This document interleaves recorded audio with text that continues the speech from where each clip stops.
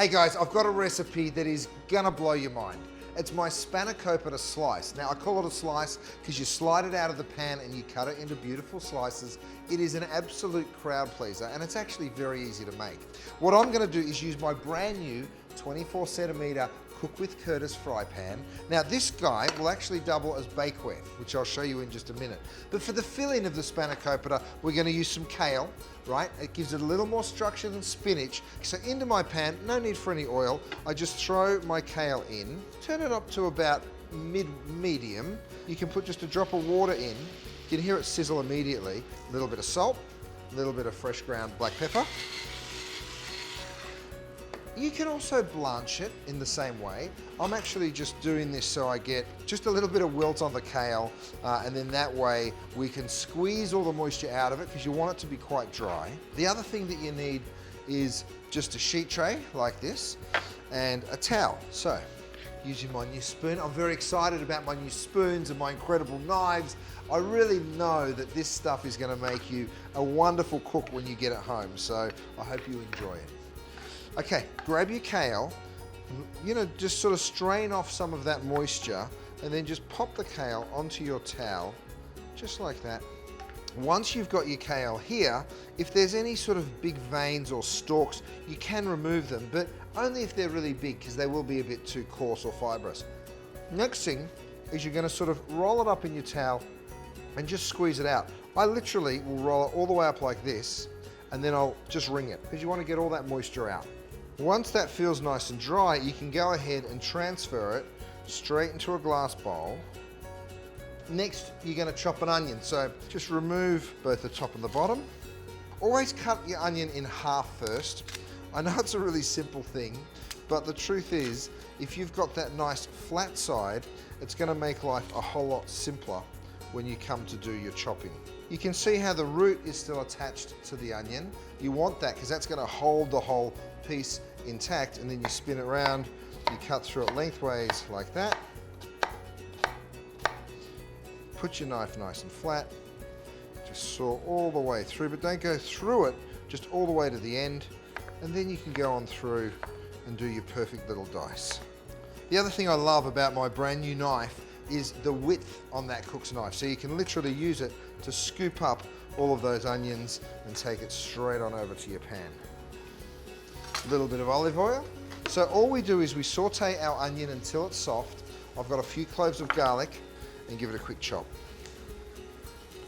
Now the garlic cooks a little faster than the onion, which is why you start off with the onion, you give it maybe 2 minutes, just give it a little toss in the pan like that. Once your onion's nice and soft, then you add your garlic.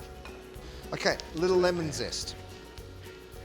Okay, while that's sauteing, we've got some beautiful fresh herbs. I've got some spring onions, I've got some basil, a little mint, and some parsley. I've gone ahead and chopped it all up and it's right here, and we're gonna throw that in just to wilt it. I'm just 60 seconds in the pan, and you're gonna combine it with the kale. Right, so all the flavor in this pan, you can imagine how much it's gonna improve everything, right? So go ahead, scrape it all in. There's really not much more to do. Of course, you mix these flavors through. Next, we need to get a whisk. I've got a couple of eggs. You just break those yolks and whisk it lightly. And then we mix in 2 types of cheese. Fetta for its delicious saltiness and fontina for its wonderful maltiness. Now, if you can't find fontina, cheddar would work as well. Toss in both cheeses and pour in the eggs. Now you might want to season this mix with a little bit more salt and pepper, but just be careful because the feta is a little salty. Okay, our filling is made. All we have to do is assemble this very wonderful Spanakopita. It's very easy to do. So take your pan, pop it onto your cutting board.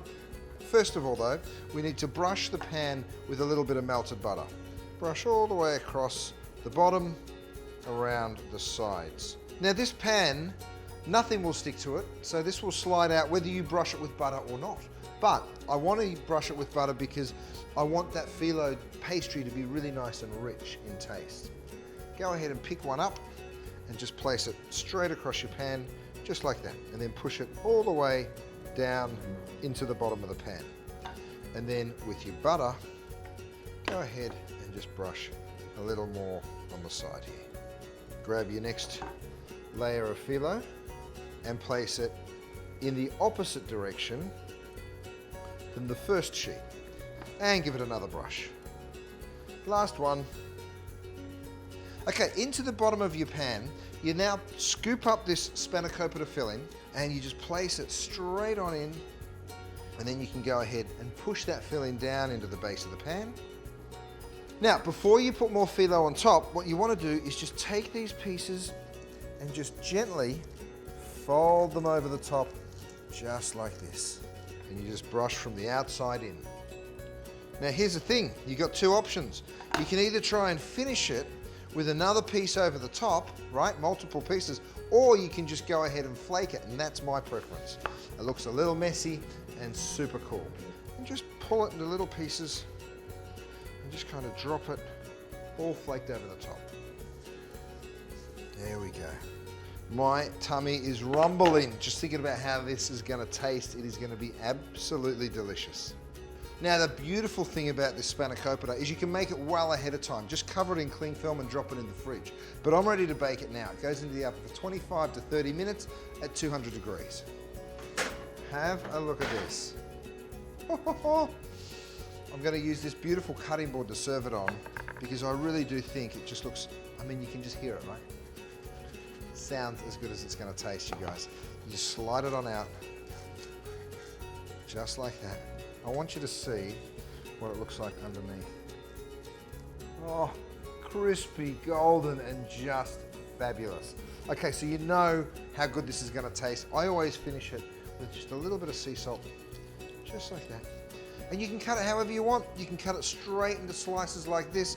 I'm going to cut it traditionally like a pie, straight through this side and then through the next. You ready? Oh yes. I've got so many Greek mates in Melbourne. This is for all their mums that have ever given me a piece of your Spanakopita. Thank you.